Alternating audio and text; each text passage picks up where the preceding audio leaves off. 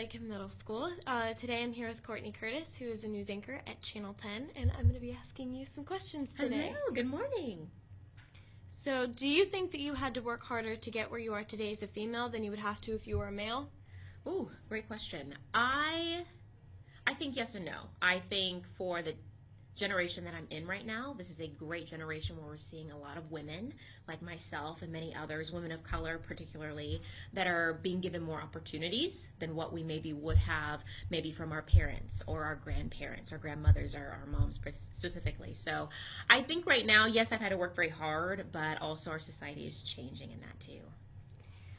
Did you originally go to school with the intention of being a news anchor, or did you aspire to be something different, and if so, what was it? Great question. I had no idea I was going to be a news anchor. I was actually planning on being a singer. My major was vocal performance for 3 years, and I changed that my junior year. I actually stayed an additional year in college in order to pursue broadcasting, and both are forms of communication, which I love, but this is where I am today, and I'm so grateful for it. Why did you then choose to be a news anchor? You know, it's something about communicating, and I love storytelling, and I think every single journalist that you will ever speak to, and I'm sure you as a future journalist will be able to say the same thing, is storytelling and advocating for people, fighting for people that maybe don't have a voice is really what propels me to do what I do. And in order for me to use a platform, I have to have a reason to have a platform. So in order for me to be an anchor today, I really make sure that there is somebody out there that I can really fight for and advocate for every single day. So, what schooling did you have to take in order to become a news anchor? A few. Okay, so when I went to high school, good news there. I didn't really have to be in the field because, again, I was in choir classes. I was in theater classes. I was not looking on the scope for broadcasting. But when I got into college, I had to take a lot of social media classes, which people that are future journalists that are watching this, you're going to have to take a lot more social media classes than I ever had to. Writing classes, ethics classes, and internships. I interned at some news stations. I bugged a lot of news stations just to get my foot in the door. So, you had to do, how many internships did you have to do? Did you just go around and... Yes, so I did one with a news station, and then I just kind of bugged another news station, and I went through kind of the back door. I went through a meteorologist, and even the news director said, "Why are you here?" And I was like, "I just want to be a part of things." And that was actually my first job. So sometimes if you bug them, that's one of the best ways to get in. I'll have to keep that in mind. Yes, I know you're passionate about it. So, what is your favorite thing and least favorite thing about your job? Oh, okay. So I think my favorite thing is I love the community that I'm in. Something about local news that's very sweet and very special is that you get to know your viewers. If I wasn't in my job, I wouldn't know you. If I wasn't in my job, I wouldn't have a lot of friendships that I do within the community. And so I think one of my favorite things is to say that what you did today was exactly what I needed to hear. You give me insightful information that carries me through the day. And that gives me a sense of purpose and reminder each day. The least favorite thing would be getting up as early as I do. I have to get up at 1:30 in the morning. That's early. And yes, if there was one thing I could change, it would be that. But you know what? It's a part of the business. So news never, ever sleeps. What do you think is the most difficult thing about your job? I think one of the most rewarding but also most difficult things is you always have to stay on your feet because news is always changing. You can't get comfortable with what you're doing because the moment you get comfortable, something will change. Breaking news will always be there, and we want to be at the forefront of it, advocating for accurate news but also quick news for the consumer. So sometimes it can be high intensity, high stress, but also very rewarding. So, how do you stay informed on the news and current events, even, looking at the breaking news and stuff? Absolutely. So for me being a social media anchor specifically, I am always on social media, clearly here. And one of the avenues I use a lot for breaking news is Twitter, because Twitter, in comparison to any of the social media avenues, it has up to the second information. A lot of your local authorities as well as national authorities will be pushing out information on Twitter.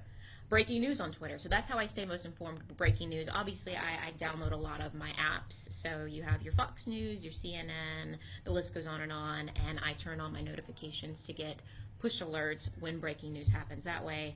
And then obviously there's just a certain amount of news from certain avenues that I really just gravitate towards on a regular basis. So, what are some everyday things that you have to do for your job? Yeah. Well, one, getting up early. Two, preparing before I go in, which can be a little bit of a challenge, especially when you're getting up so early. But the first thing that maybe some people would say I try to strive to not do is I get on my phone immediately and I start to look to see what broke overnight, what's breaking, what did I miss when I was sleeping. And with that being said, I speak and keep in communication with a lot of my contacts. So when you speak to somebody maybe about a certain story, keep in contact with them, keep up to date about what's going on within their avenue of the community in order to be a most current updated journalist within the community you're in. So, I know that you're a social media, you specialize in social media, Yes. but have you ever interviewed any other people, like, in the community? So in this community, not too much, but in my in my journalistic experience, and actually very short-lived in comparison to some people. I've been able to meet a lot of people. The governor of Michigan, I've met Bernie Sanders on his campaign trail, along with some other politicians. So for me, social media, yes, it has kept me a little bit more inside of the doors of the station than I like, but being a journalist in general really gets you in front of the people who make decisions. And so being able, especially, during the campaign trail, being able to shake the hand of Bernie Sanders and get his insight on why he wanted to be the president of the United States was really empowering for me as a journalist. So, what are some of the working conditions? Like, how is the atmosphere in the morning when everyone's getting ready to, film and stuff like that? It all depends on the day. If it's breaking news, we have everyone not yelling at each other, but yelling across the room, making sure we're all on the same page. We got people calling in. We have scanners because we have police scanners, so activity that's going on in the community, we're hearing that constantly. But the majority of the time, we are in constant communication because even though we're doing different jobs, we're doing it for the exact same show. So we want to make sure that we're on each other's toes in a good way to make sure it's a fluid newscast. And I know you have an earpiece where you listen to the producers and the other people talking. Is that hard to focus when you're either on air when you do your social media broadcasts in the morning? That is such a great question and intuitive, and yes. So sometimes it can be because as I'm on air, I'm getting time cues within my ear. If something is incorrect or if something needs to change or if breaking news is happening, they are giving me all of that information in my ear. We have producers in the back. So as somebody is recording us right now, we have people in the back that are making sure that everything in the show is running the way it should be. And so they are reciting all of that to us. So it can sometimes be a little overwhelming, but you do start to get used to it. What are some important skills that you think somebody has to do in order to be able to be good at this job? You have to be a great multitasker. You have to be, I think, number one, you have to naturally be very curious. So don't take things at face value. Just because one person said it's the fact, you need to go to another source and another source and another source. And then you have to love to be able to tell stories for people. You have to love your community that you're serving. If you're not loving the community that you are in as a journalist, then maybe you should think about your priorities in being a journalist in that area or being a journalist in general, because that's the one thing somebody in a community knows when they see somebody authentic on air who really cares about them. So loving the community, making sure that you are current and up to date about what everything is going on. But yeah, I think those are some of the most important things. So, what are some of your hobbies and pastimes outside of your job? Ooh, sleeping. I love to sleep. No, I love singing as being somebody who grew up singing. I love singing. I love exercising. I love actually blogging. I started blogging because writing so much, there's some things that you can't really do all the time that is your niche. So that has given me a little bit of an outlet to grow in just some writing I love in addition to that. And the last question I'm going to ask you is a fun, bonus question.